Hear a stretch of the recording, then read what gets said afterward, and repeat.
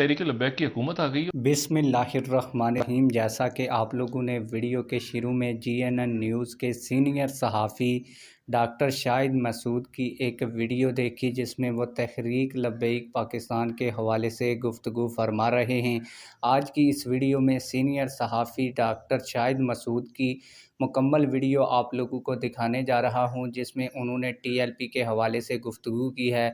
उन्होंने कहा है कि मुझे ऐसा लगता है कि टीएलपी की हुकूमत आ गई है और जो दूसरी हुकूमत है वो ख़त्म हो गई है और कलादम हो गई है।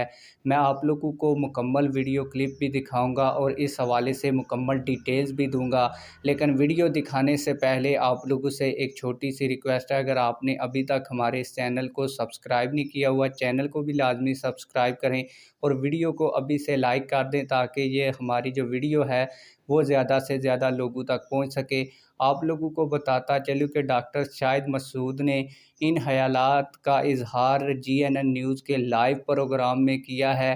तो आप लोगों का मैं ज़्यादा टाइम वेस्ट नहीं करूंगा, आप लोगों को डॉक्टर शाहिद मसूद की असल वीडियो की जानब लिए चलूँगा और असल जो वीडियो है वो आप लोगों को दिखाऊंगा। आइए असल वीडियो देखते हैं। ऐसा लगता है कि तहरीक लब्बैक की हुकूमत आ गई है और हुकूमत कालदम जमात बन गई है। हम्म। मुझे तो ऐसा कुछ लगता है, अजीब अजीब सा हुआ है ना मामला।